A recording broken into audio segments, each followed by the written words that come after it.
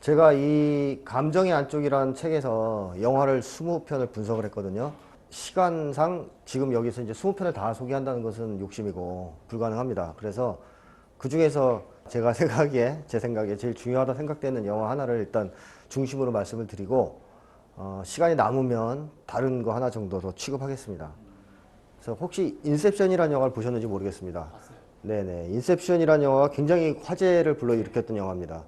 특히 그 영화에는 굉장히 심리학적으로 이론을 좀 알아야 영화를 이해할 수 있는 내용들이 많이 나와요. 그래가지고 일반인들은 이제 보신 분들이 되게 어렵다, 재미는 있는데 뭐 이렇게 말씀하시는 분들이 많습니다. 그래서 인셉션을 가지고 몇 가지 얘기를 좀 해볼게요. 이게 2010년도에 만들어진 영화인데요. 인셉션의 주인공이 돈 코브라는 사람입니다. 돈 코브. 이 사람은 직업이 추출사예요. 추출사.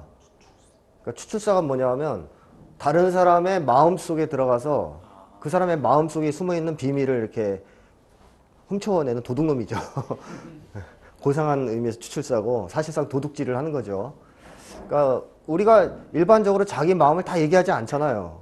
뭐 예를 들면 얼마 있으면 선거인데 너 누구 찍을래 그러면 얘기 안 하는 사람도 있거든요. 근데 이제 그런 거를 살짝 들어가서 알아내는 거죠. 아, 이 사람은 누구 찍을 것이다. 이런 게 이제 추출사입니다. 그래서 불법이긴 한데 이제 미래 시대에는 이제 어떤 과학 기술을 이용해서 이런 추출사라는 직업이 등장했다는 게 이 영화의 설정입니다. 그런데 이 사람의 마음속에, 다른 사람의 마음속에 들어가서 그 사람 속에, 마음속에 숨어 있는 비밀을 훔쳐내는 것은 무엇을 통해서 가능할까? 그게 과연. 만약에 이 깨어있는 상태에서, 지금과 같이 깨어있는 상태에서 여러분 마음속에 누군가 들어왔다.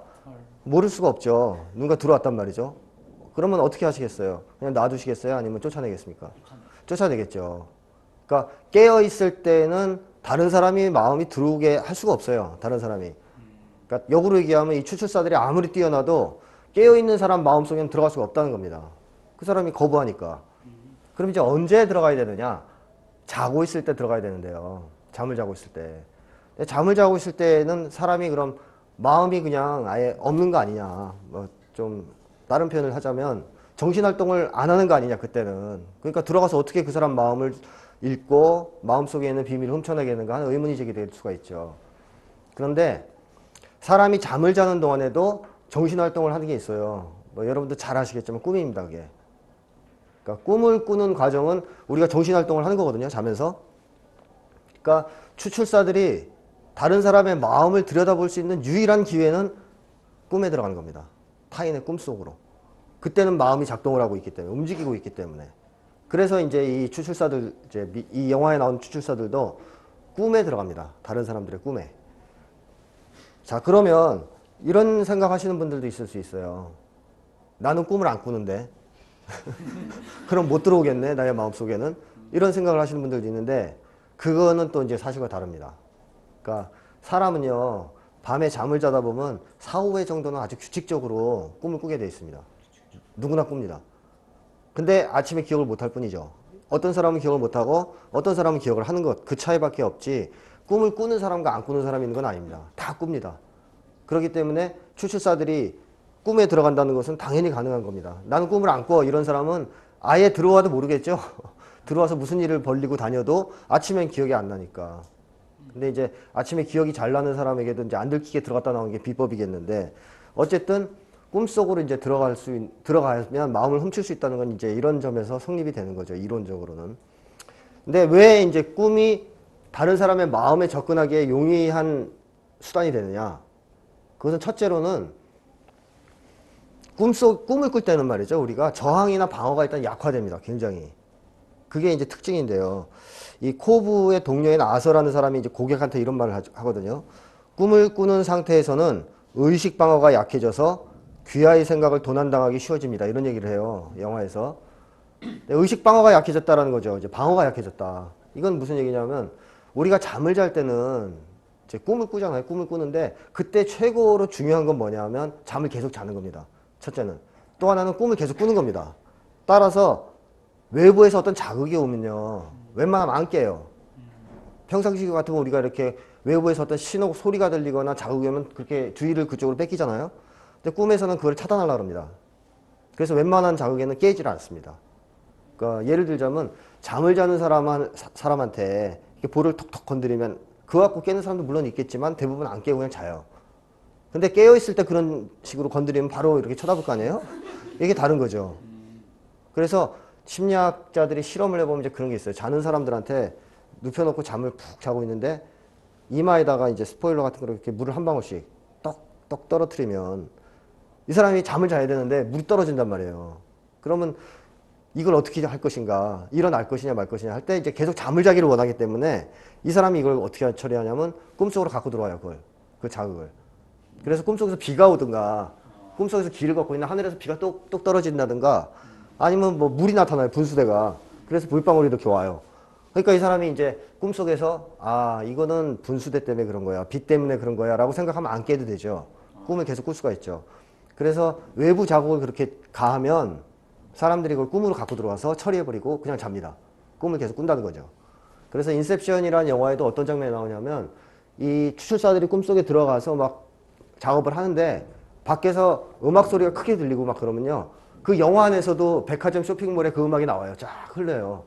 그런 식으로 그걸 받아들이는 거죠. 외부 자극을. 그러니까 우리가 이제 그런 생각을 할 수 있겠죠. 이제 꿈을 꾸고 있을 때 이 사람들이 교묘한 방식으로 잘 침투하면 이 사람이 거부하지 않고 그냥 잠을 자려고 할 것이다. 다시 말하면 그 자극을 갖고 들어올 것이다. 자기 꿈속으로. 그런 이제 가설이 이제 성립이 되기 때문에 추출사들이 그걸 이용하는 겁니다. 물론 이제 외부에서 마음속으로 누가 들어온다는 것은 작은 자극이 아니기 때문에 깰 가능성이 많아요. 그래서 약을 투입합니다. 이 사람들은. 잠에서 못 깨게. 꿈에 이제 깊이 빠져들어서 일어나지 못하게 약을 투입해 놓고 들어가서 활동을 하는 거죠. 자, 그 다음에 말이죠. 또 꿈이 마음을 훔치는데 굉장히 좋은 수단이 되는 것은요. 첫째는 꿈을 꿀 때 사람은요. 외부 세계와 일단 차단을 시키죠. 모든 것을. 그럼 외부 세계와 차단을 시킨 다음에는 그 모든 심리적 에너지가 어디로 가겠습니까? 내면 세계로 가겠죠. 그렇죠? 내면 세계로 들어갑니다. 집중합니다. 근데 우리가 깨어있을 때는 그렇게 집중할 수 없어요. 자기한테. 왜냐하면 외부에 자극이 너무 많아요. 여러분들도 걸어 다니다 보면 숱한 자극들이 있지 않습니까? 지나가는 사람, 소리, 불빛, 그리고 뭐 누구와 대화를 하려면 또 거기에 집중해야 되고 그렇기 때문에 자기 마음속으로 깊이 들어가기 힘듭니다. 깨어있을 때는. 근데 잠을 잘 때는 그런 외부 자극을 일체 차단을 해버리기 때문에 거의 주의 집중을 할 수가 있어요. 자기 내면 세계로. 그러니까 이제 꿈을 꿀 때는 깨어있을 때는 접근할 수 없었던 마음까지도 접근할 수 있는 가능성이 일단 열리는 거죠. 예, 평상시엔 잘 떠오르지 않았던 것을 떠올릴 수 있다든가 그쪽으로 접근할 수 있는 가능성이 이제 열리는 겁니다. 하나는. 그 다음에 이제 꿈의 또 하나의 특징이라는 것은 이 깨어있을 때 우리의 사고는요. 기본적으로 언어적 사고입니다. 그렇죠? 여기 계신 분들도 다 언어를 사용하고 계시고 생각을 할 때도 언어적 생각을 하실 겁니다. 언어적 사고를 하실 거예요. 개념을 쓰고 뭐 판단을 하고 추리를 하고 이런 방식의 사고를 하거든요. 근데 사람이 이런 식의 사고만 하는 것은 아니거든요. 사실상. 때에 따라서는 그렇지 않은 사고도 할 때가 있어요. 또 특히 어린 시절에 이 언어를 배우기 이전의 기억들은 언어적 사고로 기억이 안 돼 있습니다. 왜? 언어를 못 배웠기 때문에 그때는 언어적 사고가 아닙니다. 언어적 기억도 아니에요. 근데 꿈은 현실이 아니고 비현실이잖아요. 그렇죠? 현실은 아닙니다. 꿈이. 그러니까 비현실이기 때문에 굳이 언어적인 사고를 할 필요가 없습니다. 그래서 비논리적인 사고도 할 수 있고요. 비언어적인 사고도 할 수 있고 비현실적 사고도 할 수 있어요. 그래서 그런 꿈도 꾸실 때가 있죠. 뭐 집에서 문을 열고 나갔더니 갑자기 이제 고양이더라. 뭐 이런 논리적으로 전혀 맞지 않는 사고가 가능합니다. 꿈에서는. 뭐 깨어 있을 때 이제 만약에 누군가 그런 얘기를 했다 그러면 이제 우리 의심하겠죠. 저 사람 맛이 갔구나. 병원에 보내야 되겠다. 이런 생각이 들지만 꿈속에서 그런 꿈을 꾼다 그래서 우리가 나 미쳤나 봐 이렇게 생각을 안 합니다. 왜냐하면 꿈은 그런 비현실적 사고, 비논리적 사고가 충분히 가능하기 때문에. 그러니까 우리가 꿈을 꿀 때는 그런 사고를 한다는 거죠. 이거는 현실이 아니기 때문에 충분히 현실적인 사고, 논리적인 사고만 하는 게 아니고 비현실적이고 비논리적인 사고도 할 수 있어요. 그러면 꿈속에서의 언어가 훨씬 더 확장성이 넓은 거죠. 우리가 깨어있을 때 쓰는 고정된 언어 말고 다른 언어까지 쓰게 되니까. 그렇다면 꿈속에선 훨씬 더 많은 기억에 접근할 수 있다. 이렇게 볼 수가 있는 거죠. 특히 꿈꿀 때 어린 시절이 잘 기억나는 사람들이 있습니다. 어린 시절이 생생하게 떠오르는 사람들이 있습니다. 그럼 왜 그러냐면 어린 시절의 기억은 아까도 말씀드렸듯이 언어적인 기억이 아닙니다. 언어를 모를 때 기억이에요. 따라서 언어적 사고를 통해서 접근하기가 힘들어요. 안 맞아, 코드가 안 맞으니까. 근데 꿈을 꾸면서 비언어적 사고를 하면 비언어적 기억으로 접근하기 쉽습니다. 그래서 어린 시절을 빨리 떠올리는 경우가 있는 겁니다. 꿈속에서. 자, 이제 심리학에서는 이 꿈을 갖다가 여러 군데 이용하고 있어요. 일단 정신분석 같은 데서는 무의식을 연구하는 아주 중요한 왕도다 이렇게 이제 강조하고 있고요. 정신분석에서는. 또 심리치료에 적극적으로 활용을 하고 있습니다. 많은 이제 심리학자들이. 또 우리는 또 일부 사람들은 꿈속에서도 영감을 얻기도 하고 통찰을 얻기도 합니다. 또 꿈을 통해서 자기 속마음을 알기도 해요. 평소에는 깨어있을 때는 우리가 억제라는 기제가 있어가지고 밀어버리는 게 있어요. 어떤 사람에 대해서 나쁜 생각이 자꾸 들어요. 저 사람 사기꾼이 아닐까? 근데 그런 생각을 많이 하게 되면 두려워지죠. 왜냐하면 언젠가 내가 저놈한테 당하겠구나. 이런 두려움 때문에 밀어버립니다. 사기꾼일 가능성을. 슬쩍슬쩍 밀어놔요. 그러면서 아니야, 좋게 생각해야지. 뭐 생긴 건 그래도 사기꾼은 아닐 거야. 뭐 이렇게 자꾸 자기를 이제 다독이는데 우리가 살짝살짝 밀어놨다 그래서 그 생각이 없는 건 아니죠. 이게 꿈속에서 나옵니다. 이런 게. 무의식이죠. 이런 게. 꿈속에서 나와가지고 그 사람이 사기꾼으로 등장을 해요. 근데 실제로 사기꾼일 수도 있는 거죠. 우리가 평상시에 그 아니라고 하는 우리의 소망 때문에 밀어놨던 거니까. 이런 정보를 주기도 합니다. 꿈이. 그러니까 꿈은 굉장히 유용한 측면이 있습니다. 자, 어쨌든 이 코브라는 이 영화 속의 주인공과 동료들이 이 꿈속으로 들어가서 이렇게 잘 훔쳐와요. 꿈속에 들어가서 남의 생각을 많이 훔쳐와요.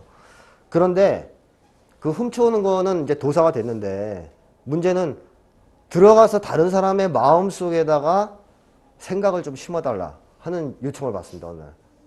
이건 좀 차원이 다르죠. 그러니까 지금까지는 그냥 들어가서 살짝 돌아다니면서 어디 마음속 깊은 곳에 있는 생각을 읽기만 하면 되는데 이제는 그게 아니고 다른 사람 마음속에다가 생각을 좀 심어라. 이런 주문을 받으니까 이거는 굉장히 어려운 작업입니다. 근데 이제 코브가 이 일을 안 할 수가 없는 상황이었어요. 뭐 어떤 사건으로 누명을 써가지고 도피 중이라서 자기 고향에 돌아가지도 못하고 아이들도 못 봤는데 이 제안을 한 사람이 만약에 이 일을 성사시켜주면 그런 걸 다 이제 없애주겠다. 애들을 보게 해주겠다. 이러니까 이 사람이 이제 그냥 받아들이죠. 다른 사람 마음속에다 내가 생각을 심겠다 하는 거죠. 자, 다른 사람 마음속에다 생각을 심는다. 이게 세뇌죠. 우리 흔히 얘기하는 세뇌. 자, 세뇌가 가능할까 하는 문제죠. 이제 세뇌가 과연 가능할까. 자, 아까도 얘기했지만 깨어있는 상황에서는 당연히 아닐 거고요. 이것도 역시 꿈속에 들어가 작업을 해야 될 겁니다.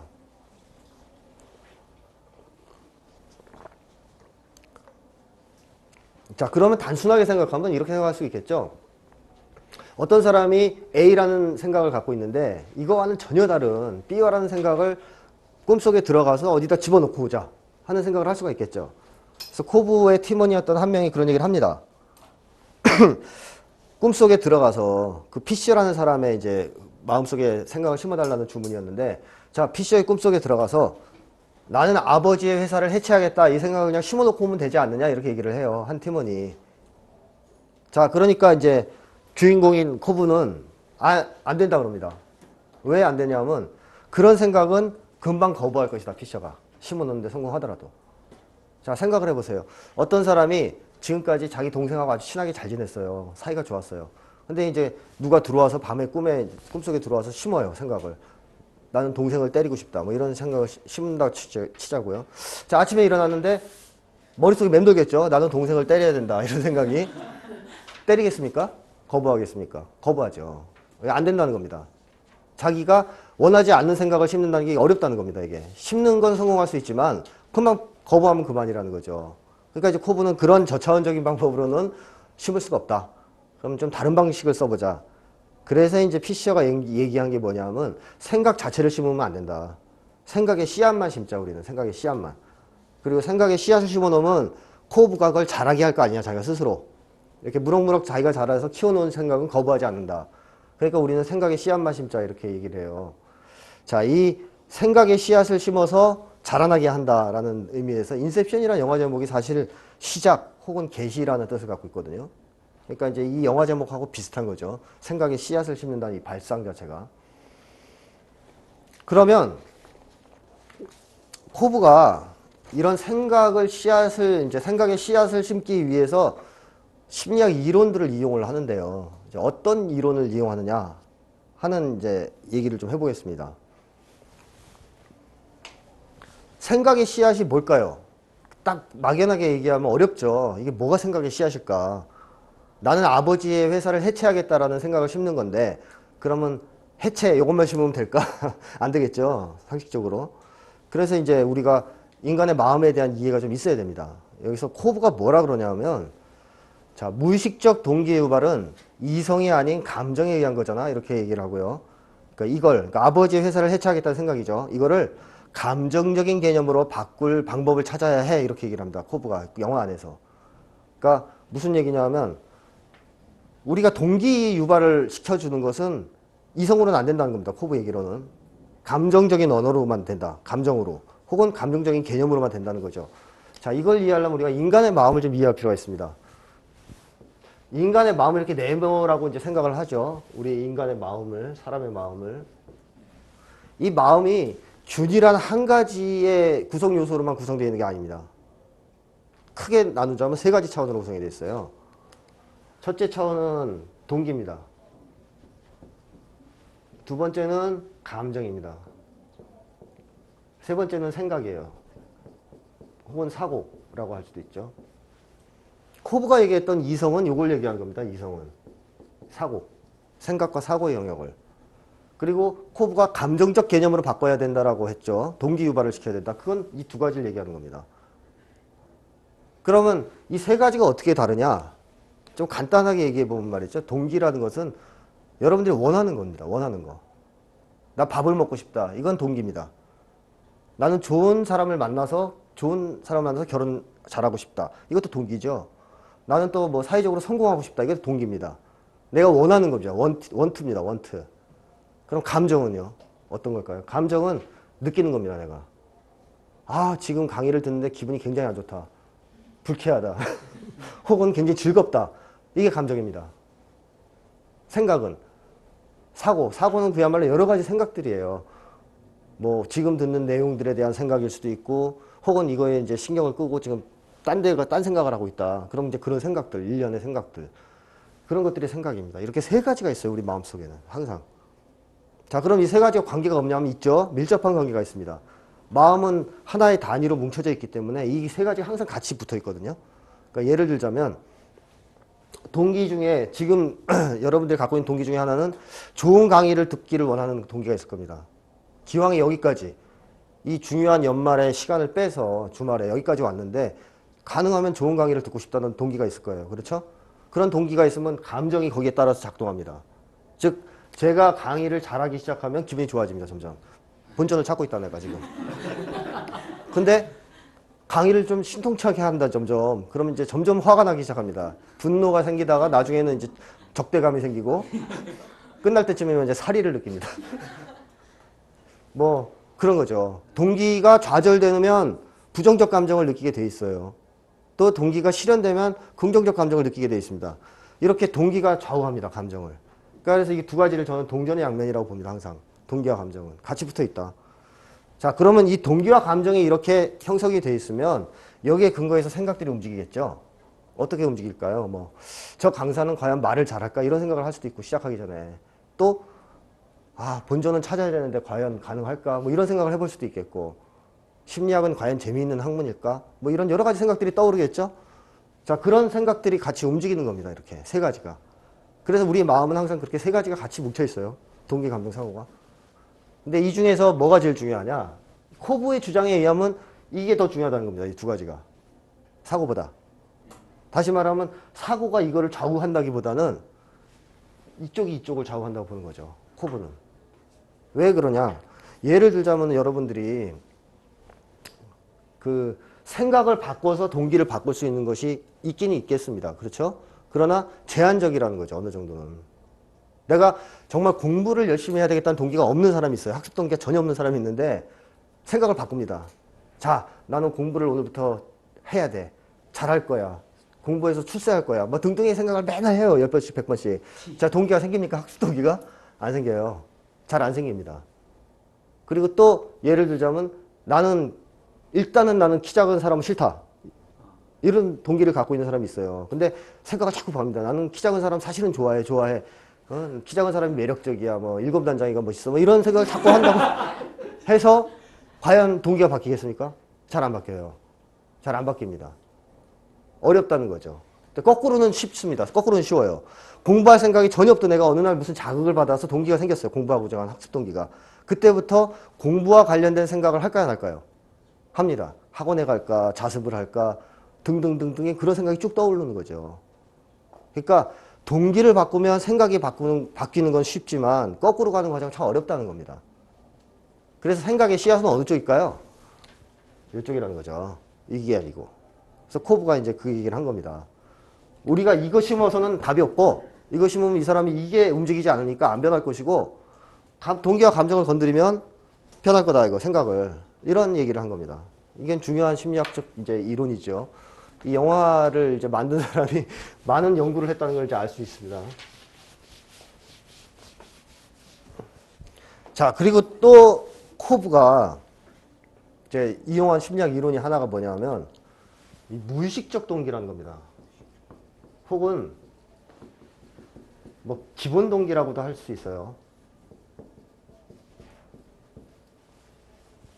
사람은 여러 가지 동기가 있습니다. 자기한테. 그렇죠. 아까 다양한 동기를 갖고 있는데 그 중에서도 그 동기를 의식할 수 있느냐 내가 의식할 수 없느냐에 따라서 의식적 동기와 무의식적 동기를 나눌 수가 있어요. 그러니까 나는 뭐 예를 들어서 사회적으로 출세하기를 바란다. 그거 자기가 알고 있어요. 그럼 의식적 동기겠죠.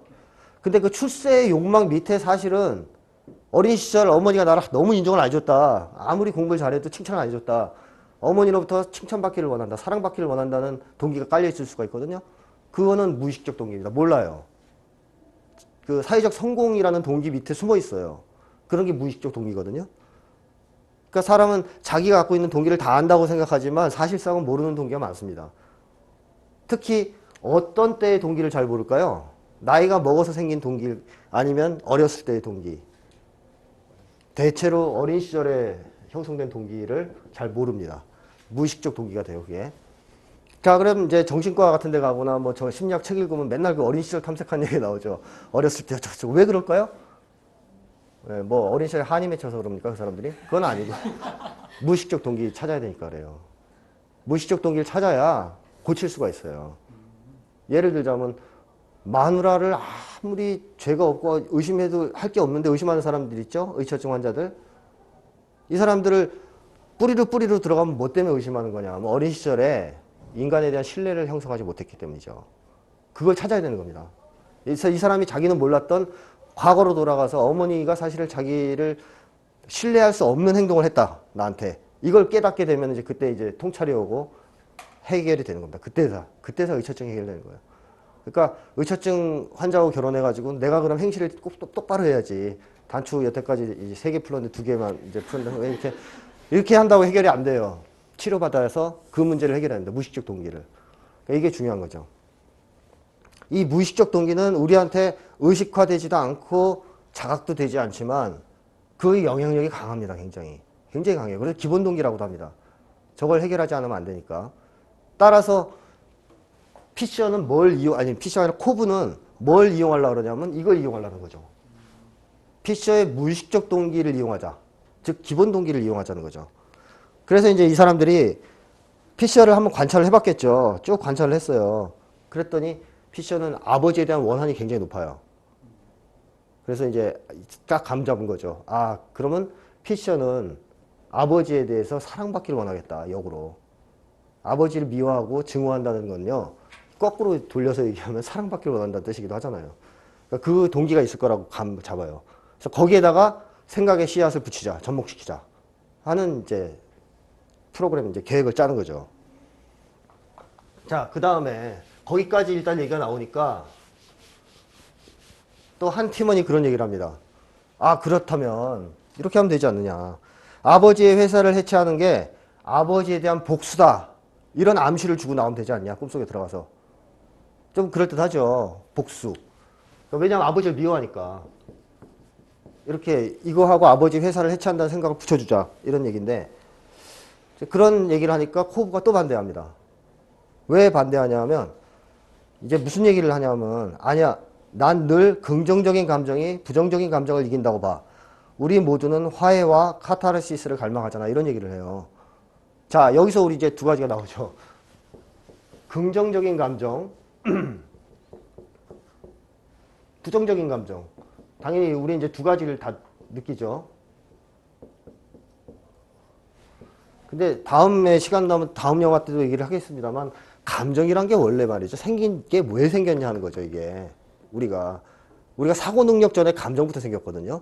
그러니까 동물도 웬만하면 감정은 다 갖고 있어요. 어느 정도 초보적인 감정들은. 그러면 유기체가 왜 감정이라는 거를 만들었을까요? 가장 단순하게 얘기하면 이거는 생존 때문입니다. 생존. 그러니까 옛날에 그 늑대, 개의 조상 늑대죠. 늑대가 이제 어디를 가다가 뭘 먹었어요. 그랬더니 맛있어요. 아무 탈이 없어요. 그러면 그 늑대가 유전자에다가 뭘 남기냐면 그 음식에 대해서 긍정적 감정 반응을 하도록 남겨요. 후손들이 그걸 먹을 수 있게. 또 거꾸로 그 늑대가 지나가다가 무슨 포도 같은 거를 뜯어 먹었는데 죽었어요. 그럼 옆에 늑대들이 그걸 보고선 놀랬겠죠? 그럼 뭘 남길까, 유전자에다? 부정적인 감정 반응을 남겨요. 그러니까 그 다음 늑대 밑에 태어난 애들은 그 포도같이 생긴 그 열매를 보면 불쾌감, 혐오감 느끼게 돼 있어요. 피하게 되겠죠. 그래서 접근 회피를 결정해 주는 겁니다. 감정이. 긍정적인 감정은 뭡니까? 접근. 부정적인 감정은 회피.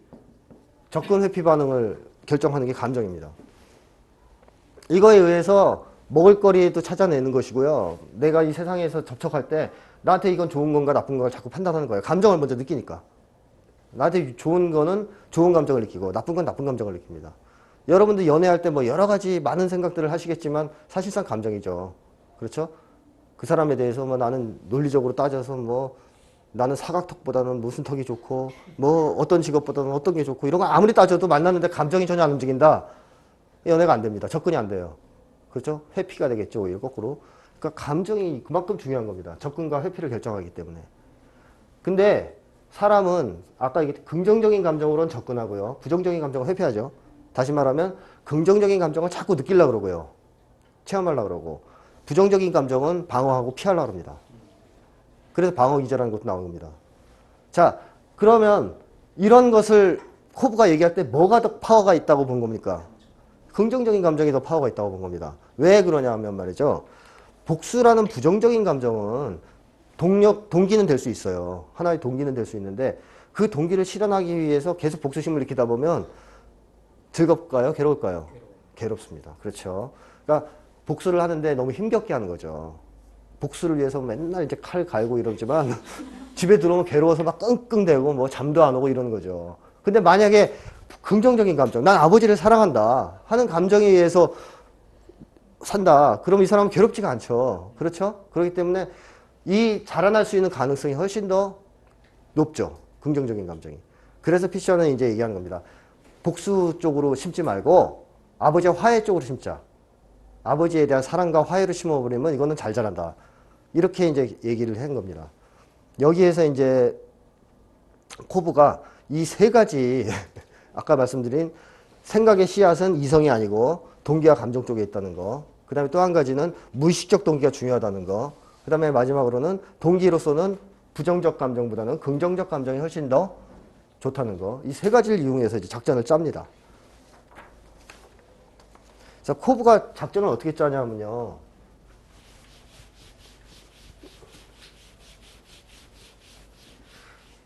이 영화를 보면은 꿈을 꾸는 과정 안에서 또 꿈을 꿉니다. 또 꿈을 꾸는 안에서 또 꿈을 꿔요. 그러니까 꿈속의 꿈, 꿈속의 꿈속의 꿈, 뭐 이런 식으로 계속 꿈속에서 꿈으로 들어가는데 그게 의미하는 것은 뭐냐 하면 무의식 깊은 데를 상징하는 거예요. 그러니까 이제 예를 들어서 3단계의 꿈. 그러니까 꿈속에서 또 꿈을 꾸는. 3단계는 무의식으로 치면 어때요? 가장 깊은 무의식이 되는 거죠. 그 다음에 2단계 꿈은요. 그거보다 한 차원 낮은 무의식이 되는 거죠. 좀 낮은. 꿈속의 꿈. 그 다음에 1단계는 그냥 한 번의 꿈입니다. 이건 가장 얕은 무의식이 되는 거죠. 그럼 요 위에 뭐가 있을까요? 의식이 있겠죠? 이건 다 이제 무의식의 영역에 속할 것이고. 그리고 피셔가 여기에다 씨앗을 심어야 될까요? 여기다 심어야 될까요? 어디다 심어야 될까요? 여기다 심어야 되겠죠. 가장 깊은 데다가. 여기다 심어놓고 자라 나오게 해야 되겠죠. 그래서 꿈속으로 들어가서 피셔는 뭘 하냐면 아버지와 화해를 시키자. 이 단계에서. 그러니까 피셔를 아버지하고 화해를 시키자. 그리고 여기서 아버지는 나를 사랑했다는 거. 여태까지는 사랑하지 않은 걸로 알고 있었는데 사실상 알고 보니 사랑했더라 하는 것과 또 하나는 내가 자기와는 다르게 살기를 바라신다. 이걸 심자는 거죠. 자, 근데 내가 자기와는 다르게 살기를 바라신다는 걸 알아도 아버지를 미워하면 소용이 없겠죠. 그렇죠? 그러니까 이제 화해를 시켜서 아버지의 사랑을 확인시키면 이걸 받아들일 거라는 거죠. 자기 거로. 아버지가 원하는 거를 자기 거로 받아들일 거라는 거죠. 일단 제일 깊은 꿈속에다 이걸 심어놓고 나오면 그 다음 단계에서 이게 어떻게 자라나냐면 이 소망을 받아들였죠. 그러니까 나 스스로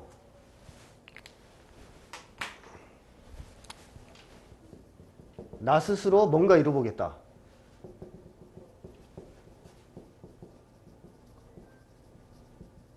이런 동기로 바뀝니다. 나 스스로 뭔가를 해야 되겠구나. 아버지가 왜냐하면 자기하고 다르게 살기를 원했기 때문에 그렇다면 아버지와 다른 뭔가를 해내야 되겠구나 하는 생각이 들겠죠. 그런 동기로 바뀝니다. 나 스스로 뭔가를 이루어보겠다. 이 동기가 또 자라나면 좀 더 적극적인. 나는 아버지의 발자취를 따르지 않겠다. 이런 동기로 자라납니다. 마지막으로 이게 이제 동기가 꽉 찼어요. 마음속에. 이런 동기가. 의식에서 뭐가 되냐. 그러면 그렇게 하려면 어떻게 해야 됩니까? 해체. 아버지가 물려준 회사를 해체하겠다는 생각이 되는 거죠. 나는 아버지랑 좀 다른 방식으로 회사 운영해야 돼. 그러니까 해체해야 되겠다. 이걸 심는 거죠. 자, 이제 여기서 자라난다는데 이게 밑에서부터 생각의 씨앗을 심어서 쭉쭉쭉쭉 자라나면 피셔가 이때는 이거를 거부하지 않는다는 거죠. 자기가 키운 동기니까. 그러니까 이 사람들은 결국 여기서 이걸 해내느냐 못해내냐가 관건이겠죠.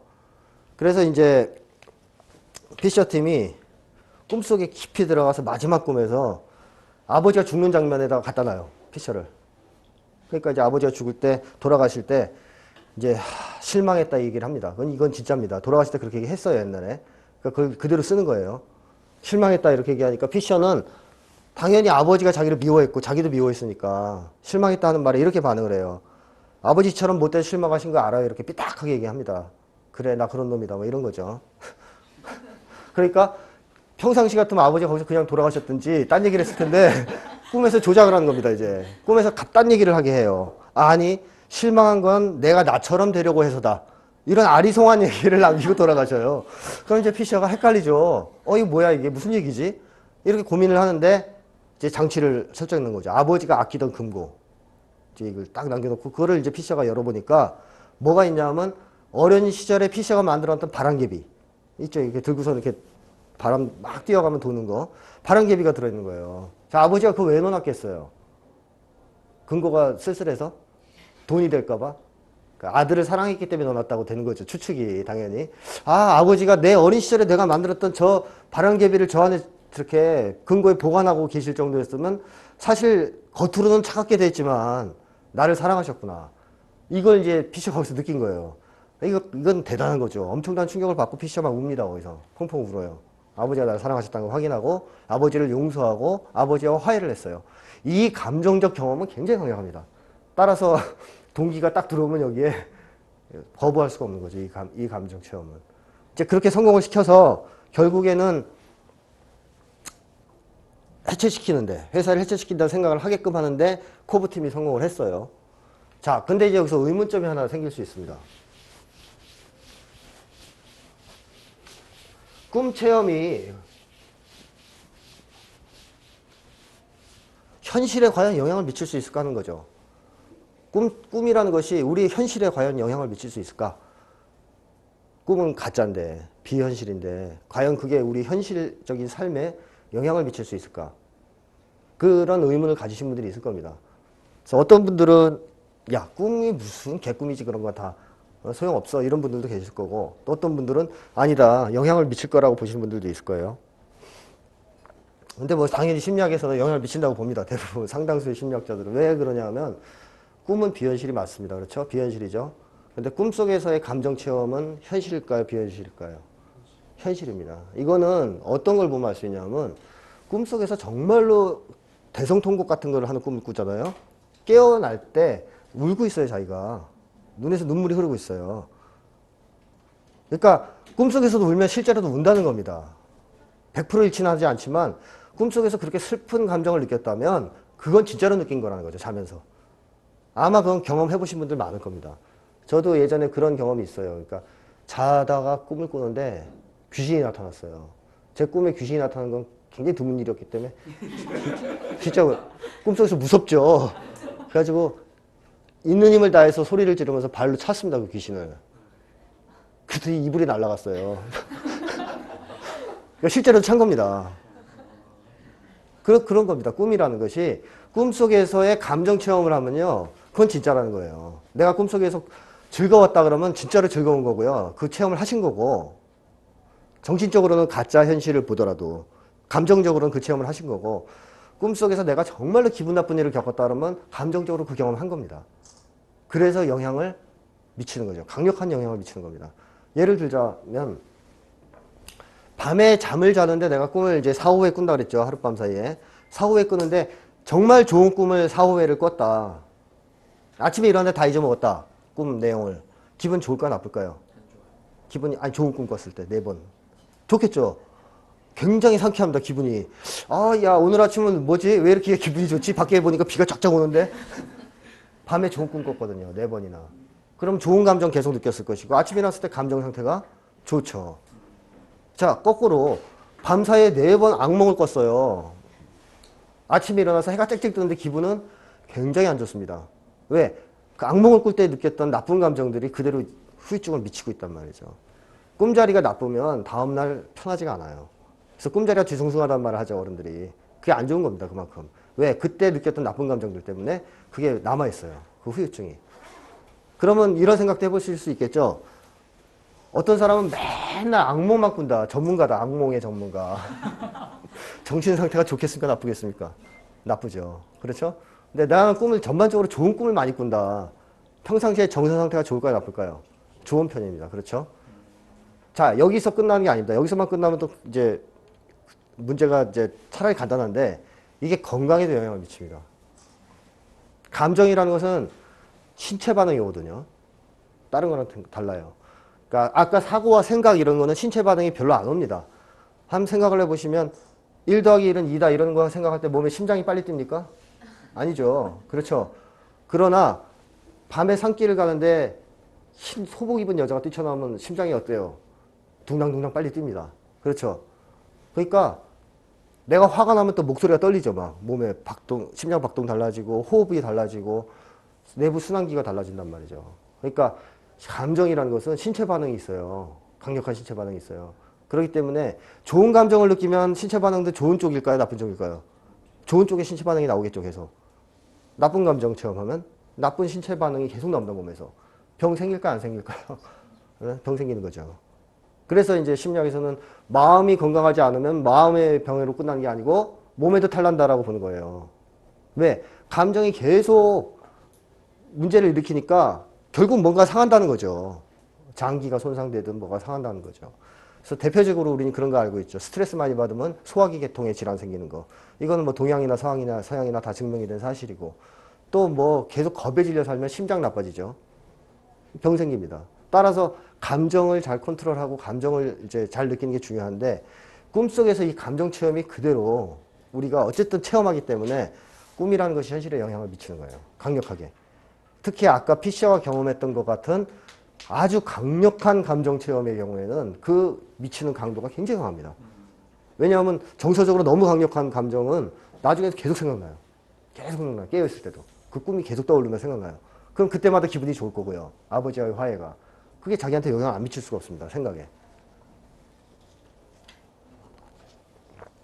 자, 그래서 이제 이 코브 팀이 짰던 작전이 성공할 수 있었던 것이고요. 이제 그렇게 성공을 하고 코브는 돌아왔어요. 근데 정작 코브라는 이 사람 자체는 꿈 중독자입니다. 꿈 중독자예요. 그래서 왜 이 사람이 꿈 중독에 걸리게 되냐면 옛날에 이제 그런 걸 실험을 한 겁니다. 자기 부인하고 꿈속의 꿈, 꿈속의 꿈, 꿈속의 꿈 계속 들어가는 거 있죠. 깊은 거. 그 실험을 한 거예요. 어디까지 들어갈 수 있나. 그 실험을 하다 보니까 갇혔어요. 꿈속에. 나올 수가 없는 정도로 깊이 들어가서 꿈속에서 나올 수가 없게 된 겁니다. 그러니까 이제 여기 이제 들어간 상태에서 이 코브의 아내는 그걸 현실로 믿어요. 꿈속을. 그러니까 안 나가려고 그래요. 꿈에서. 그래서 코브가 그때 처음으로 실험을 합니다. 생각의 씨앗을 심었어요. 그 자기 아내한테. 지금 우리가 체험하고 있는 이것은 현실이 아니다라는 생각의 씨앗을 심어버렸어요. 그래서 그게 좀 자라나면서 결국엔 두 사람이 이제 꿈에선 탈출을 했죠. 근데 문제는 뭐냐? 그 생각이 계속 자라났다는 거죠. 현실에 와서도. 그러니까 그 코브의 아내는 어떤 생각을 할까요? 이제 현실로 돌아와서도 이 현실은 현실이 아니다라고 생각을 하는 거죠. 그 문제가 생긴 거예요. 그런 문제가. 그래서 이제 코브의 아내는 이 현실은 현실이 아니라고 자꾸 생각하면서 나 현실로 돌아가야 되겠다라고 하면서 자살을 해버려요. 네, 그래서 이제 코브는 그때 이제 엄청난 죄책감에 휩싸이게 됩니다. 아, 내가 이제 내 아내를 죽였다. 근데 이제 사람을 죽여서 죄책감 같은 게 형성되면 말이죠. 꿈을 꾸면 항상 그렇게 나타납니다. 이제 죄책감에서 이렇게 개념으로 나타나는 게 아니고 상징 같은 거로 나타나겠죠. 그래서 코브의 마음속에 있는 죄책감의 상징은 아내로 나타납니다. 그래서 멜이라는 그 아내가 코브가 꿈을 꿀 때면 맨날 나타나요. 나타나서 방해를 해요.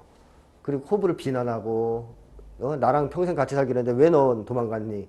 비난하는데 사실상 그거는 코브의 아내가 아니고 코브가 만들어낸 겁니다.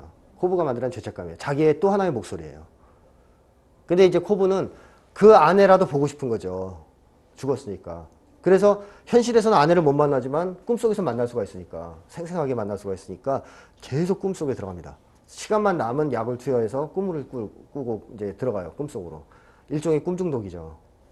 이런 이제 심리 상태에 빠져 있다 보니까 코브가 이 작전을 성공시킨 다음에 과연 현실로 나올 수 있었느냐, 나올 수 없었느냐. 이게 이제 영화를 본 사람들 사이에 많은 논란이 됐습니다. 이제 끝날 때 명확한 처리를 안 해줘가지고 어떤 사람 관객들은 나왔다. 이건 이제 보통 해피엔딩을 바라는 우리의 심리죠. 또 어떤 사람 못 나왔다. 이렇게 얘기를 하는데 이제 이 영화에서 단서가 뭐냐면 인셉션이라는 영화에서 현실과 꿈을 구분하는 장면이 나오는데 시계가 뒤집혀 있어요. 시계 같은 거 있죠. 숫자판. 좌우 대칭이 뒤집혀 있습니다. 항상. 숫자도 영어도 뭐 이렇게 다 뒤집혀 있어요. 주의 깊게 보면 그게 나옵니다. 근데 코브가 비행기에서 내렸어요. 이제 꿈을 이제 작전을 성공시키고 비행기에 내려서 공항에 딱 들어섰는데 시계가 뒤집혀 있어요. 이렇게. 그러니까 이게 이제 이 사람이 사실 꿈에서 못 나왔다는 거죠. 못 나오고 끝나요. 그리고 이제 집에 와서 토템이라고 이렇게 팽이를 돌리거든요. 쇠로 된 팽이를 탁 돌리는데 그게 어떤 작용을 하는 거냐면 추출사들이 이게 꿈인가 현실인가를 구분할 때 가지고 다니는 겁니다. 돌렸을 때 현실에선 쓰러지죠. 꿈에서는 안 쓰러져요. 계속 돌아요. 그래서 이제 영화에서도 그걸 돌리는 거로 끝이 나는데 땅 한 돌리니까 팽이가 돌다가 비틀비틀거리니까 사람들이 현실인가 하는데 계속 안 쓰러져요. 거기서 영화 끝나버립니다. 네. 하여튼 못 나온 겁니다. 그래서 이게 뭘 의미하냐면 코브가 자기 죄책감을 가지고 있는데 그 죄책감 같은 거를 어떻게 해야 해결할 수 있냐면 맞서야 되는 거죠. 현실에서. 현실에서 맞서서 자기를 용서해야 되는 거잖아요. 근데 그걸 안 한 거고 그걸 안 하다 보니까 자꾸 도피한 겁니다. 꿈속으로. 그리고 도피를 자꾸 하다 보니까 결국에는 중독에 걸린 거죠. 꿈 중독에. 그래서 현실로 못 나오게 된 겁니다. 그래서 이런 이제 위험성이 있다 하는 걸 또 보여주는 영화이기도 하죠. 자, 지금까지 우리가 이제 인셉션에 대한 얘기를 좀 해봤는데 여기에서 우리가 알 수 있는 건 뭐냐면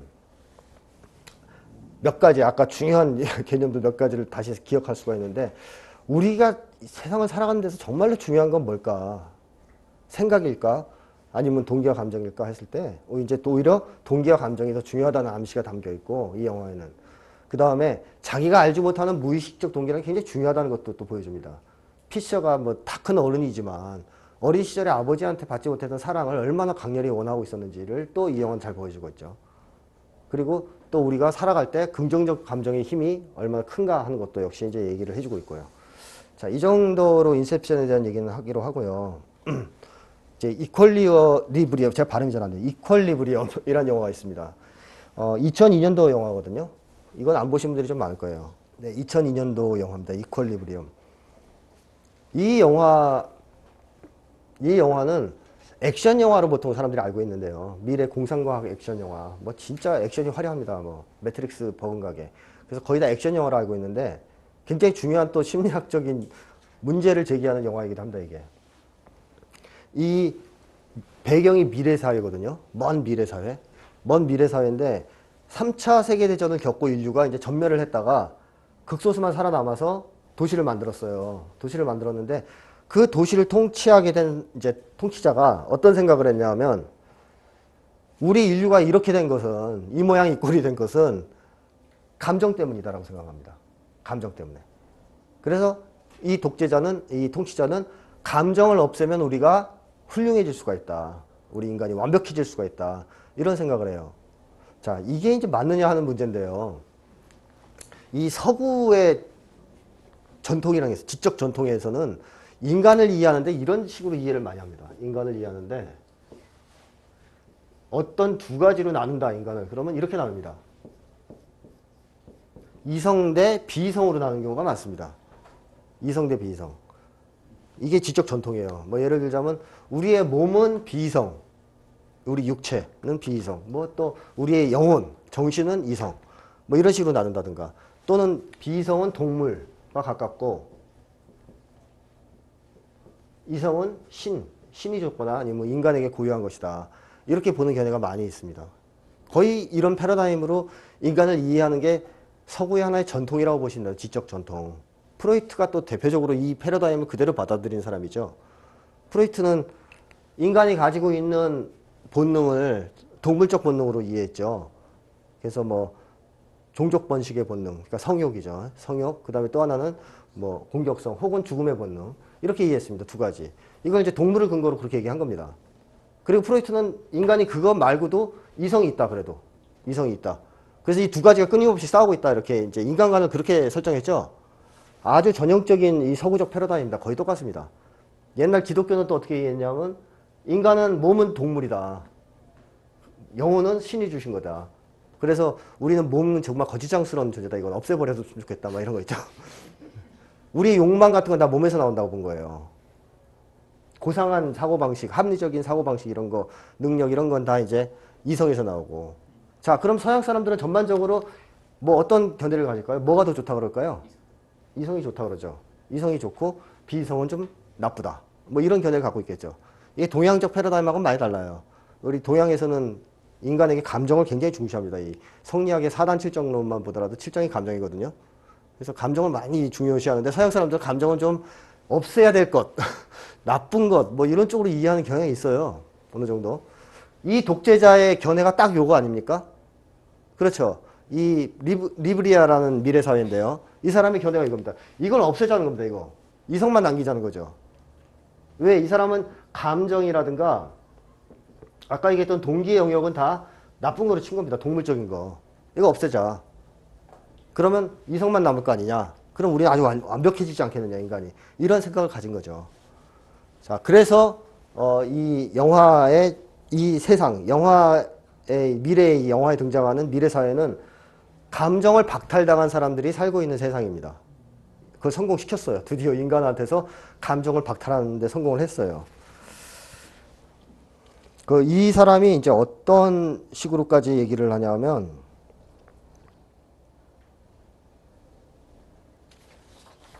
네. 이렇게 얘기를 하죠. 모든 불행의 시작은 인간의 감정에 있습니다. 증오심을 느끼는 것도, 화를 내는 것도, 분노를 느끼는 것도, 심지어 전쟁을 일삼는 것까지도 인간의 감정은 곧 불행의 씨앗인 것입니다. 이렇게 주장을 합니다. 우리 어디서 많이 들어본 유행가 같은데, 그죠? 무슨 씨앗, 눈물의 씨앗인가? 자, 불행의 씨앗이랍니다. 감정이. 이 독재자의 주장은 그겁니다. 불행의 씨앗이다. 이거는, 이쪽은 없애자.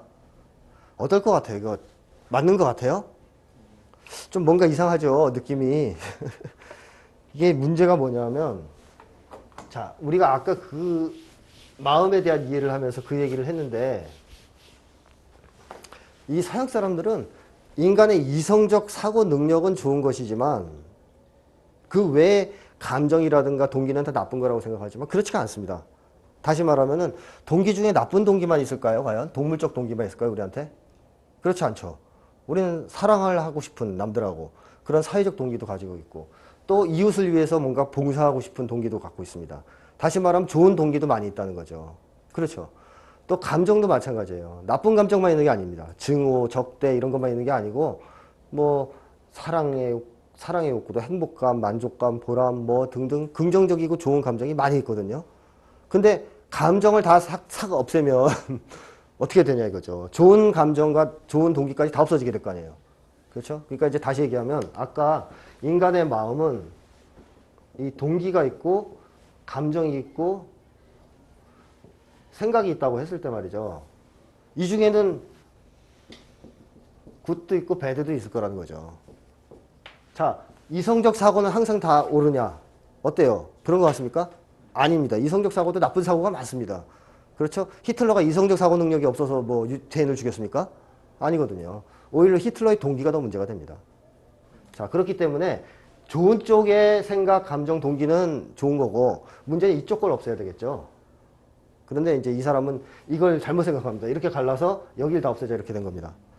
그래가지고 이 리브리아의 독재자가 어떤 짓을 하냐 하면 프로지움이라는 약을 만들어가지고 감정 억제제입니다. 먹으면 감정 능력을 억제해요. 그래서 이걸 먹여가지고선 감정을 억제시키는 걸 하나 하고 두 번째로는 이 약만으로 또 억제가 다 안 됩니다. 그러니까 이제 예술작품 같은 거 있죠. 감정을 유발할 수 있는 그런 거 다 없앱니다. 찾아서. 없애서 파괴해요. 그래서 영화 장면에 뭐가 나오냐면 모나리자 있죠. 그림. 그거를 갖다 불태우는 장면이 나와요. 가짜를 태웠겠지만 이제 섬찟하더라고요. 보는데. 자, 그런 식으로 해서 결국에는 감정을 박탈한 사회가 된 겁니다. 자, 그럼 이런 사회가 어떤 세상일까 과연? 지옥이죠. 지옥. 사람이 다 로봇 같은 존재가 된 겁니다. 물론 로봇은 전쟁 안 일으켜요. 그렇죠? 그러니까 터미네이터 같은 영화 보면 로봇가 전쟁 일으키는 걸로 나오죠. 또 매트릭스에도 기계가 인간을 지배하는 걸로 나오죠. 그건 다 거짓말입니다. 왜? 기계는 동기가 없어요. 인간을 죽이고 싶은. 기계는 동기가 없어요. 우리 유기체만이 갖고 있습니다. 동기는. 근데 기계는 동기가 없어요. 그러니까 기계에다 그럼 동기를 프로그래밍하면 되지 않느냐. 인류를 죽이고 싶은 동기를. 근데 기계는 좀 단순해가지고 아주 복잡한 프로그래밍을 해야 됩니다. 그 매트릭스나 터미네이터처럼 체계적으로 자기가 어떤 재생산을 해서까지 인간을 죽이려면 막 그 정도의 동기를 기계에다 심는다는 건 불가능하죠. 그 기계를 지배하는 맨 뒤에 악당이 하나 있다고 얘기가 되는데 기계가 순수하게 그런 걸 갖기는 힘듭니다. 그러니까 기계는 어쨌든 인간이 쓰는 하나의 수단이고 도구지 그 자체가 어떤 동기를 가지고 있거나 감정을 가지고 있거나 그러지는 못한다는 거죠. 그래서 이 사람이 이 독재자가 감정을 없앤 결과는 뭐가 되냐면 사람들이 다 있잖아요. 사이코패스가 되는 거예요. 사실은. 사이코패스가 뭐냐면 감정 능력이 없는 사람이거든요. 이 사이코패스는 욕이 없습니다. 감정 능력이 없습니다. 굉장히 취약합니다. 거의 못 느낀다고 보시면 돼요. 일반인들 같은 경우에는 뭐 예를 들어서 뭐 전기 충격 같은 걸 준다 그랬을 때 자, 전기 충격의 맛을 한번 보여줍니다. 찌릿하면 이제 굉장히 기분 나쁘죠. 그 다음에 자, 30초 뒤에 전기 충격을 주겠다. 그리고 시계를 이렇게 놓고 있으면 초침이 갈 때마다 몸에서 긴장 반응이 나와요. 전기 충격 받을 거니까 30초 뒤에. 근데 사이코패스를 앉혀놓고선 사이코패스를 그 똑같은 실험을 하고서 앉혀놓고 뭐 시계가 가면 몸에서 아무 변화가 안 나옵니다. 심장이 빨리 뛰거나 긴장하거나 초조하거나 이러지 않아요. 그러니까 사이코패스가 무서운 거거든요. 왜 무섭냐? 보통 사람은 누구를 때렸어요. 때려서 많이 이 사람이 다쳐서 울어요. 그러면 그 자리에서는 막 화를 내고서는 아닌 척하지만 돌아서면 마음이 아프거든요. 그 죄책감 같은 게 느껴지고 상대방의 고통에 공감이 되기 때문에 힘들단 말이죠. 그래서 많이 못 때리는 거고 살인을 저지르면 밤에 잠을 잘 못 자는 거예요. 근데 사이코패스는 막 때리고선 돌아서서 그 아파야 되잖아요. 마음이 안 아파요. 감정을 못 느끼니까. 그러니까 얘는 또 할 수 있어요. 이게 연쇄살인범이 이제 사이코패스가 많이 되는 이유가 바로 거기에 있습니다. 감정 능력이 없다는 거죠. 그러니까 사이코패스는 감정 능력이 없기 때문에 남의 득을 쳐먹거나 다른 사람을 착취하거나 괴롭혀도 죄책감을 못 느끼고 가슴 아픈 걸 못 느끼기 때문에 또 할 수가 있는 겁니다. 그래서 우리가 야 네가 인간이니 그래도 사이코패스는 그거 갖고 전혀 뭐 동요가 없어요. 감정적으로. 왜? 뭐 이러는 거죠. 그러니까 엽기적인 행위 같은 것도 하는 거고요. 자, 그럼 사실상 이 리브리아에 살고 있는 사람들은 감정을 박탈했으니까 다 사이코패스가 됐을 거 아닙니까? 그러면 지옥이죠. 그런 세상은. 사이코패스가 꽉 차 있는 세상이니까. 물론 이 영화에서는 그렇게 묘사가 되고 있지는 않아요. 그냥 사람들이 로봇 같이 그냥 아침마다 이렇게 걸어가서 딱 자리에 앉아서 그냥 일하고 집으로 걸어가고 이런 거로만 나오지만 사실은 그렇지 않다는 겁니다. 실제로는 사이코패스가 되는 겁니다. 그러니까 이 영화에서는 이제 문제가 되는 거고, 이 감정이란 것이 왜 그렇게 중요하냐 하는 것을 일단 얘기를 좀 드리면,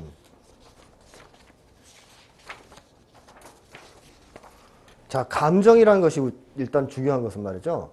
우리 활동을 뒷받침하는 게 바로 감정이에요. 감정이 없으면 우리가 활동을 못 합니다. 예를 들어서 여기 계신 분들이 독사 있잖아요. 독사가 위험하다. 이걸 그냥 머리로만 알고 있어요. 독사가 위험하다. 독사가 나타났어요. 근데 감정을 못 느껴요. 독사한테 어떤. 그럼 피할까요? 안 피할까요? 안 피합니다. 혹은 피하더라도 되게 늦게 피해요. 이러고 들여다보다가 이게 독사 맞지? 물리면 죽는다 그랬지? 이럴 동안 독사가 일단 물고 그 다음에 이제 피하려고 그러면 이제 쓰러지는 거죠. 독이 퍼져서. 늦어요. 반응이. 혹시 가능하더라도. 그러니까 감정은 그 대신 독사가 딱 나타나면 독사에 대해서 무슨 여러 가지 생각을 하기 전에 놀래거나 싫거나 혐오감을 느껴서 피하게 만들어주거든요. 이게 이제 인간의 활동은 다 감정 갖고 하는 거라는 거죠. 예를 들자면 이제 그런 실험도 있는데요. 그 환자들 중에 뇌 손상을 입어가지고 다른 건 다 멀쩡한데 감정 능력만 잘 못 느끼게 된 사람들이 있어요. 이 사람들은 또 사이코패스와 또 달라요. 사이코패스는 태어날 때부터 그게 문제가 생긴 거서 누적되어 온 사람들이고, 이런 사람들은 사고로 인해서 어느 시점에 감정 능력이 갑자기 손상된 사람들인데요. 이 후자의 사람들 갖고 실험을 해보면 어떤 결과가 나오냐면, 뭐 간단하게 얘기하면 그런 겁니다. 아침에 밥 먹을래, 빵 먹을래 이렇게 물어봐요. 그러면 선택을 하시겠죠, 여러분들 같으면. 뭐 여러 가지 고려하시겠죠. 아침에 내 입맛, 취향, 그 다음에 뭐 칼로리, 어느 게 더 살이 안 찔까, 뭐 여러 가지 고려하시겠죠. 이 사람들도 그걸 할 수 있습니다. 근데 그걸 고려한 다음에 여러분들은 뭘 느껴요? 감정을 느껴요. 빵과 밥에 대해서 빵 쪽에 더 호감을 느끼는 거죠. 그래서 빵을 선택하는 겁니다. 만약에 그걸 못 느끼면 어떨 것 같아요? 선택을 못 합니다. 그러니까 이 환자들의 특징이 바로 선택을 못 해요. 결정과 선택을 못 합니다. 아침에 빵과 밥을 먹을 걸 이제 저울질을 해서 생각은 막 한단 말이죠. 근데 감정이 안 느껴지니까 선택을 못 하는 거예요. 그러니까 어떤 선택도 못 하는 거죠. 그때부터. 인생이 완전히 망가지는 겁니다. 그러니까 만약에 여기 있는 분들 중에 감정이 나는 없다 그러신 분들은 아무 선택도 못 합니다. 강의를 들으러 갈까 말까 결정 못 합니다. 감정이 없으니까. 심지어는 그런 결과도 있습니다. 연구 결과도. 사지선다형도 1, 2, 3, 4 문제를 풀었죠. 3번인 줄 알았습니다. 3번에 대해서 호감이 더 느껴지기 때문에 찍는다는 겁니다. 그 순간. 그게 없으면 안 된다는 거죠. 그러니까 감정이 없으면 아무것도 못한다고 보시면 돼요. 아무것도 못한다. 그래서 보통 감정을 저는 이제 심리적 에너지로 보고요. 또 많은 사람들이 에너지 보통 심적 에너지 그럴 때 이 감정을 얘기하는 경우가 많습니다. 그러니까 이 감정이 그만큼 중요하다는 거죠. 자, 그 다음에 또 한 가지는 말이죠. 감정은 관계의 핵심입니다. 관계가 소통이라든가 뭐 관계라든가 이런 것이 언어라든가 개념이라든가 이런 거로 된다고 생각하시는 분들이 있는데 그렇지가 않습니다. 관계는 감정으로 하는 거예요. 기본적으로. 그러니까 여기 계신 분들도 다른 사람들과 관계를 내가 맺을 수 있다. 또 다른 사람들과 관계를 맺고 있다 그랬을 때는 감정 능력이 있기 때문에 그렇게 가능한 겁니다. 감정 능력이 없으면 절대로 불가능합니다. 그러니까 예를 들자면 여기 애완견 키우시는 분들도 있고 뭐 그럴 텐데 그런 동물들하고도 우리가 관계를 맺을 수가 있죠. 어느 정도는. 왜? 최소한의 감정을 갖고 있기 때문에 그래요. 동물들이. 근데 어떤 사람이 정말 하버드까지 나와서 박사 학위 막 10개씩 갖고 있는데 감정을 못 느껴요. 이 사람이. 그러면 그 사람하고 우리가 교류가 되겠습니까? 절대 교류가 안 됩니다. 감정을 못 느끼는 사람하고는. 뭐 간단한 예로 우리가 사람 관계에서도요. 결국 동기와 감정을 얼마나 잘 이해하느냐에 따라서 관계가 결정난다고 볼 수 있거든요. 뭐 데이트할 때 그런 거 많잖아요. 뭐 맞선을 봤는데 마음에 들어요. 누구가. 그러면 아 오늘은 집에 왠지 일찍 들어가기가 싫다 이런 얘기를 딱 했습니다. 여자가. 그럼 남자가 어때야 돼요? 감정과 동기를 간파해야 되겠죠. 그 말 자체가 중요한 게 아니죠. 집에 일찍 들어가기 싫다는 말 자체가 중요한 게 아니고 아 이게 여자가 나한테 마음이 있나 보다. 호감이 있나 보다. 그러면 반응을 어떻게 보여야 됩니까? 어디 차라도 한 잔 더 하고 가실래요? 뭐 이렇게 나가야 되는 거죠. 근데 거기서 왜요? 집에 가면 아버지가 때려요? 뭐 이제 이런다든가 집에 무슨 일이 있습니까? 뭐 이제 이렇게 물어보면 상대방은 어떻게 느껴요? 이해받지 못한다고 생각하겠죠. 아, 저 사람은 뭐야? 이렇게 되는 거죠. 그걸 한번 경험해 보시면 몇 번 질려버린 거죠, 인간한테. 이해받지 못하고 공감받지 못한다고 생각되면 정이 뚝 떨어지는 거죠, 만정이. 그러니까 처음에 연애할 때는 다들 거기 스포트라이트를 세우죠. 상대방의 동기와 감정을 간파하려고 기를 씁니다. 나를 좋아하는가, 과연. 내가 어떻게 하면 좋은 감정을 불러일으킬까, 상대방한테. 그런 노력을 열심히 하던데 결혼하고 나서 이제 안 하니까 이제 그때부터 관계가 나빠지는 건데. 뭐 그런 식이죠. 그러니까 그걸 간파를 잘하면 관계가 가까워지는 겁니다. 그러니까 관계가 그렇게 해서 되는 거예요. 아주 어린아이하고도 관계가 되고, 언어가 통하지 않는 외국인하고도 관계가 되는 것은 감정이 있기 때문에 되는 거거든요. 근데 언어가 아무리 잘 통하고 똑똑해도 우리가 컴퓨터하고 같이 껴안고 자지 못하잖아요. 노트북 껴안고 주무시는 분들 계세요? 안 되잖아요. 왜? 감정이 없으니까 노트북하고는 그 이상의 교류는 안 돼요. 이런 게 바로 감정은 관계의 핵심이라는 거죠. 그래서 어릴 때부터 뭐를 많이 키워야 이 사람이 나중에 커서 대인관계를 잘할까, 또 리더십이 있을까? 감정 능력입니다. 지적 능력은 아니에요. 지적 능력은 빌릴 수도 있어요. 옛날에 YS라는 어떤 대통령 그런 얘기도 했습니다. 몸은 빌릴 수 없어도 머리는 빌릴 수 있다는데 머리는 컴퓨터로도 되고, 요새는 강의하다가 놓치는 거 있으면 뭐니까 이거 스마트폰 같은 거 그걸 두들기면 다 나오잖아요. 학생들도 그걸 알아가지고 교수가 말을 못하면 찾는답니다, 막. 그래서 교수님 이거예요, 이렇게. 그러니까 그런 건 까먹을 수도 있어요. 그러나 감정적 반응이 안 된다. 학생들이 지겨워하고 있는데 계속 지겨운 얘기만 하고 있다. 이러면 이제 그때부터는 이 학생과 교수 관계가 멀어지는 거죠. 그러니까 이 문제가 중요합니다. 네, 안타깝게도 지금 우리나라 교육계에서는 이 감정 능력, 사회성이라고도 하는데, 이 감정 능력을 개발하는 데는 교육적으로 많이 관심을 안 돌리고 있어요. 안 돌리고 있고, 오로지 지식을 확장하는 쪽에만 관심을 많이 돌리고 있거든요. 그러니까 사실은 이 아이들이 컸을 때 어떨 것 같아요? 훌륭한 사회적 일꾼으로 자라나서 뭐 사회에 기여를 할 수 있을까? 좀 어렵다는 거죠. 교육이 좀 바뀌지 않으면. 그러면 예전에 여기 계신 분들은 어떨지 모르겠는데, 연세가 어떻게, 연세가 너무 늙어 보이는데, 나이가 이제 어떻게 되시는지 모르겠지만, 여기 계신 분들은 뭐 어떻게 자랐는지 모르지만, 어릴 때 그러면 당신은 그 감정 능력에 대해서 교육을 받고 자랐느냐? 받은 적 없죠, 저도. 받은 적 없는데, 왜 지금 자라는 애들보다 유리하다고 얘기하느냐? 감정 능력은 어떻게 하면 잘할 것 같아요, 어릴 때? 네? 관계. 그렇죠. 관계를 많이 하면 잘하는 겁니다, 이거는. 예전에 사람들이 유리한 게 있죠. 대가족 제도로서 자랐다는 거. 여러 사람하고 관계를 했잖아요. 그 속에서 관계를 계속 배웠고, 또 중요한 것은 어릴 때 친구들하고 놀았다는 거죠. 뭐 여기 계신 분들은 도저히 공감을 못 하실 수도 있는 분도 있겠지만, 저는 그랬습니다. 적어도 고등학교 1학년 때까지는 정말 많이 놀았습니다. 공부한 기억이 거의 없을 정도로 학교 끝나면 놀았어요, 친구들하고. 여기 뭐 나이 드신 분들은 아마 다 동의하실 겁니다. 산으로, 들로, 뭐 뒷산으로 하루 종일 놀다가 깜깜해지면 집에 들어갔어요. 자, 그 사람들 지금 어릴 때부터 과외받는 학생보다 수학은 못할 겁니다. 하지만 뭐가 뛰어날까요? 관계 능력이 뛰어납니다. 감정 능력은 뛰어난 거죠. 그러니까 이제 교육을 우리가 잘해야 되는 거예요. 우리 학생들이 머리는 지금 좋아지고 있는데 이쪽이 취약하다 보니까, 얼마 전에 이제 세계적인 학력 평가를 했을 때도 수학, 과학이 1, 3, 2 뭐 이렇게 했지만 공부에 대한 호감도라든가 자신감은 최하위 아닙니까? 꼴찌. 이렇게 되면 이제 문제가 되는 거죠. 자, 그리고 또 하나. 감정은 또 우리의 삶에 의미를 준다는 겁니다. 그 영화에는 어떤 장면이 나오냐면, 그 주인공 프레스턴이라는 사람과 이 감정 유발제에 걸려가지고 사형을 당하는 메리라는 여자의 대화가 나와요. 근데 여기 이제 메리가 프레스턴한테 물어봅니다. 사는 이유가 뭐죠? 이렇게 물어봐요. 그러니까 프레스턴이 대답을 못하죠. 사는 이유에 대해서 이렇게 생각을 해보니까 답을 못하는 거예요, 자기가. 그러니까 이 사람이 할 수 없이 당신은 왜 살지? 이렇게 거꾸로 물어봐요, 메리한테. 그랬더니 이제 메리가 한 말이 이제 굉장히 중요한데, 느끼기 위해서 산다, 이렇게 얘기를 합니다. 느끼기 위해서. 그래서 당신이 직접 경험해 보기 전에는 절대 할 수 없는 것이다. 그것은 숨 쉬는 것만큼이나 중요하다. 이렇게 얘기를 합니다. 그러니까 프레스턴은 감정을 못 느끼는 사람이 약을 먹어서 너는 모른다 이거죠, 이 중요성을. 자, 그럼 이 중요성에 대해서 이제 우리가 한번 생각을 해보면, 인간이 사는 목적은 궁극적으로는 사실 행복을 위해 사는 거죠. 아무도 동의하지 않으시네요. 그, 뭐 불행을 위해서 사시는 분들이 오셨 건 아닐 테고 행복을 위해서 사는 건 맞죠. 어떤 것이든지 궁극적으로 행복을 원하잖아요. 그렇죠? 불행을 원하는 사람은 없습니다. 그 피약대자 이 심리를 가진 정신병자가 아니고서는 불행을 목적으로 사는 사람은 없습니다. 사실 피약대도 따지고 보면 행복 추구거든요.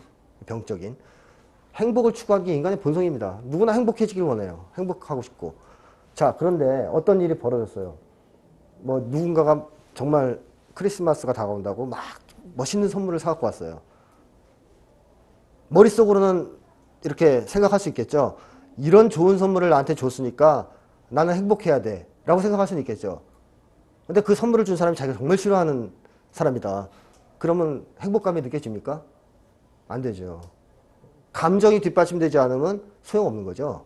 어떤 것도 소용없습니다. 합리적인 어떤 사고를 하더라도 감정이 느껴지지 않으면 행복감을 느낄 수가 없어요. 행복감은 기본적으로 감정입니다. 그 선물을 들었을 때 행복했다가 빼니까 청구서가 뒤에 있더라. 그러면 갑자기 감정이 다운되죠. 분노로 바뀌고. 뭐 이런 식으로 사람은 행복을 느낀다는 것은 뭡니까? 계속 긍정적 감정을 느껴가면서 산다는 거예요. 이게 빠지면 살아간다는 것은 사실 의미가 없는 거죠. 그래서 사람들한테 어떤 의미를 물어봤을 때 너한테 그게 어떤 의미가 있을까 하라고 물어봤을 때 이제 사람들이 말로 설명하겠죠. 그것은 어떤 의미가 있다라고. 근데 이제 그 밑을 들여다보면 그 의미는 왜 의미가 있냐면 그 사람을 행복하게 해주기 때문에. 그 사람한테 좋은 감정을 느끼게 해주기 때문에 의미가 있는 겁니다. 그 사람이 항상 의미를 두는 거는 그런 감정과 연관이 있는 거죠. 그래서 정신건강은 사실상 기본은 그거예요. 나는 정신적으로 건강하다. 평상시에 감정 상태가 건강한 게 정신건강이 좋은 겁니다. 제가 이제 그런 얘기를 했으니까 한번 생각해 보세요. 나는 평상시에 감정이 어떤가? 항상 우울하고 고독하고 뭐 이렇다 그러면 정신건강이 좋은 건가요? 나쁜 겁니다. 그렇죠? 근데 만약에 평상시에 상태가 즐겁고 명랑하고 낙천적이고 그럼 그 사람 정신건강이 어때요? 좋은 거죠. 좋은 겁니다. 정신병은 감정의 병이거든요. 기본적으로. 그리고 감정에서부터 시작됩니다. 어떤 정신병이든. 정신분열 같은 사고장애도 궁극적으로 처음 시작은 감정 문제입니다. 그래서 이 감정이 그만큼 중요한 겁니다. 그러니까 나는 감정 상태가 안 좋은데 평소에 이것쯤이야. 나는 공부 잘하니까 괜찮아. 이렇게 해서 방치해두면 나중에 어떻게 돼요? 감당할 수 없는 상황이 와요. 그러니까 예를 들자면 그런 사람도 있어요. 서울대 나오고 엘리트 코스 밟아서 외국 가서 유학 갔다 오고 그 다음에 MBA까지 받고 뭐 어떻게 다 해서 와서 대기업 취직했습니다. 누가 봐도 정말 부러운 사람이죠. 한국 사회에서 이 엘리트 코스를 쫙 밟아온 사람이에요. 근데 이 사람이 대기업에 취직하니까 사람들이 주변에서 쟤 바보 아니야? 이제 이런 얘기를 듣는 거죠. 바보 아니야? 뭐 이제 아니면 쪼다다 뭐 이런 심한 얘기들을 듣는 거죠. 이 사람이 엄청난 자존심의 손상을 입은 거죠. 내가 이런 얘기를 왜 들어야 되는지. 여태까지 정말 공부 열심히 해서 엘리트 코스를 밟아서 여기까지 왔는데 왜 내가 여기서 지금 바보 취급을 당해야 되느냐. 이런 생각이 들어서 이 사람이 치료를 받으러 갔어요. 상담 받으러 가서 물어보니까 상담가가 이제 이 사람하고 얘기하다가 그런 겁니다. 자, 당신이 진짜로 원하는 거는 뭡니까? 몰라요. 또 당신 지금 어떤 느낌을 가지고 있습니까? 어떤 감정을 느낍니까? 또 몰라요. 이 사람은 뭐냐면 어린 시절부터 그 부분에 대한 훈련이 안 된 겁니다. 전혀. 자기 감정을 들여다보고 자기의 동기를 들여다보는 훈련이 안 돼서 몰라요. 그 사람이. 그게 없었을까요? 없는 사람은 없죠. 다 있는데 그걸 들여다보는 훈련이 안 되다 보니까 모르는 겁니다. 자기 동기와 자기 감정을 모르는데 다른 사람의 동기와 감정을 안다는 거 어렵죠. 거의 불가능하다고 보시면 됩니다. 자기의 동기와 감정을 잘 들여다볼수록 타인에 대해서도 빨리 들여다봅니다. 그런 점에서 보자면은 우리가 삶에 있어서 이런 감정이라는 것이 빠진다면 우리 삶이라는 것은 굉장히 무의미해진다는 거죠. 그래서 우리가 그러면 좋은 감정을 내가 항상 느낄 수 있도록 살아야 되겠구나 이렇게 생각이 되실 거고 그러면 어떻게 해야 될까요? 매일 맛있는 거 먹고 뭐 이러면 그렇게 될까요? 그게 안 됩니다. 감정은 아까 또 뭐하고 연결이 돼 있다 그랬습니까? 동기하고 연결이 돼 있습니다. 동기를 또 알아야 됩니다. 그래서 동기가 실현이 되면 행복하게 돼 있어요. 그 사람은 항상 즐겁다 그러면 그 사람의 동기가 꾸준히 실현되고 있는 겁니다. 이 사람은 항상 불행하다 마음이 우울하다. 동기가 전혀 실현이 안 되고 있는 겁니다. 이걸 알아야 동기 실현을 하든가 아니면 동기를 바꾸든가 할 수가 있어요. 그렇게 해야 감정이 또 컨트롤이 됩니다. 그러니까 이제 이런 걸 좀 들여다봐야 되는 거고요. 자, 영화의 이제 이퀄리브리엄의 이제 영화에서의 이제 특징은 바로 이 감정이라는 것의 중요성을 전혀 이제 이해를 못하고 있었다. 이 독재자가. 그래서 결국 영화의 끝에는 어떻게 되냐면 이 주인공이 반란군들하고 합세해서 이 독재자를 죽여버립니다. 근데 궁금한 것은 그런 게 있어요. 저도 이 영화를 보면서 처음에는 잘 몰랐는데 생각한 게 뭐냐면 아, 이상하다. 이 감정을 사람이 못 느끼면 결정을 못 하는데 독재자든 뭐든 간에 그 통치자는 말이죠. 결정하는 자리거든요. 그렇죠? 막 결정을 내리는 무수한 선택과 결정을 해야 되는 자리 아니에요? 근데 이 사람이 감정이 없으면 이 사람 어떻게 결정할까요? 이 영화에 나옵니다. 약을 안 먹습니다. 이 사람이. 이 독재자는 약을 안 먹어요. 프로지움이라는 약을. 그러니까 사실상 이 영화가 보여주는 거는 독재자도 알고 있었다는 거죠. 뭘 알고 있었냐? 감정이 없으면 바보가 된다는 것을 독재자도 알고 있었던 겁니다. 그래서 자기는 약을 먹었어요. 살짝 숨어서. 먹고 딴 사람들만 못 먹게 한 겁니다. 그러고 통제한 거예요. 사람들을. 그러니까 이 영화가 보여주는 바는 결국 인간에게 있어서 중요한 것은 이 영화의 강점은 감정이다. 이걸 강조했지만 사실상 중요한 것은 좋은 감정이 중요한 거죠. 좋은 감정이. 그러니까 모든 감정이 다 중요한 게 아니고 긍정적인 감정, 좋은 감정이 중요하다는 거죠. 자, 그래서 우리가 우리의 마음을 들여다보고 치유를 해나가려면 어떤 식의 과정이 필요할까? 이 두 가지 영화를 통해서 생각한다면, 자, 내 마음을 안다. 뭘 알아야 돼, 일단? 동기부터 알아야 되겠죠? 내가 진짜로 원하는 게 뭘까? 하는 동기를 알아야 됩니다. 이 동기를 모르면 안 되죠. 근데 사람들은 자기가 가지고 있는 동기를 대부분 다 안다고 생각하거든요. 대부분 다 안다고 생각해요. 그렇지만 그 밑에 깔려있는 무의식적 동기들이 있기 때문에 그걸 잘 모릅니다. 현실적으로. 그래서 거기까지 아는 게 중요합니다. 그래서 대체로 심리학 책이나 심리치료 과정에서는 그것까지 알게 해주는 거거든요. 무의식적 동기까지. 그래서 그것까지 다 알면 그 다음에는 이제 이거 있죠. 동기가 있는데 좋은 동기가 있고 나쁜 동기가 있을 거 아니에요. 근데 나쁜 동기가 있으면 무조건 박멸해야 되는가? 그것도 아닙니다. 그게 안 돼요. 나쁜 동기를 가지게 됐을 때 또 그만한 이유가 있어요. 그럼 또 그 이유를 찾아서 그걸 해결을 해줘야 됩니다. 그래서 결핍된 동기가 있다면 채워주든가 아니면 채울 수 없다면 그 동기를 다른 동기로 바꿔줄 수 있으면 좋겠죠. 근데 만약에 여기 계신 분들이 그런 자기의 동기를 모르고 있다라고 하면은 이제 좀 손해를 보겠죠, 사는데. 그러니까 예를 들면 연예인들 중에 인기에 뭐 전혀 신경 쓰지 않는 연예인이 있겠습니까만은 어떤 연예인은 인기가 올라가든 떨어지든 별로 신경 안 쓰고 자기 갈 길을 잘 가는 사람들이 있고 반면에 어떤 연예인은 인기가 올라갔다 떨어지면 못 견디는 사람이 있습니다. 우울증 걸리고 막 자살하고 그런 경우가 있어요. 자, 그러면 첫 번째 경우 인기가 올라가든 내려가든 그다지 신경 쓰지 않는 연예인 같으면 이 사람의 그 연예인 생활이라는 것은 의식적 동기와 무의식적 동기가 크게 문제가 없다는 거죠. 근데 만약에 인기에 연연해 하면서 막 떨어지면 죽을 듯이 아파하는 사람은 어떨까요? 연예인을 하는 이유가 딴 데 있을 수도 있어요. 그러니까 어린 시절에 받지 못했던 사랑과 인정을 연예인을 통해서 받으려는 경우도 있어요. 아, 내가 연예인이 돼서 한 번도 어린 시절에 받지 못했던 사람들로부터의 관심과 사랑을 받고 싶다. 이런 무의식적 동기가 밑에 강하게 깔려 있단 말이죠. 근데 이런 사람이 성공을 하다가 갑자기 인기가 떨어지면 어때요? 그 고통이. 단순하게 연예인으로서의 인기가 떨어진다는 고통이 아닙니다. 이거는. 어린 시절의 공포가 재현되는 거죠. 나를 버렸듯이 나 또 버리는 거다, 세상이. 이렇게 이중으로 고통을 겪으면 자살하는 겁니다. 그러니까 무의식 동기를 알면 이제 그거를 치워서 치료를 하면 자살까지는 안 하겠죠. 그러니까 무의식 동기를 아는 게 중요하다. 그 다음에 이제 또 한 가지는 그러면 그런 동기를 알기 위한 방법 중에 하나는 또 뭐가 있냐. 감정을 들여다보면 동기를 알기가 쉬워지죠. 왜냐하면 아까도 얘기했지만 동기가 실현되면 긍정적 감정, 동기가 좌절되면 부정적 감정을 느끼기 때문에 감정을 관찰하면 동기를 알기가 쉽습니다. 어떤 사람이 정말 종잡을 수가 없는 사람이다. 자기를 드러내지 않는 특이한 사람이다. 근데 이 사람이 고스톱 칠 때 돈을 따면 정말 좋아한다. 막 평상시에 볼 수 없었던 즐거운 표정을 이렇게 짓는다. 이름에도 막 너무 고통스러워하고 뭐라도 돈이 생기는 일이 벌어지면 입이 막 그냥 자기도 모르게 쫙 벌어지고.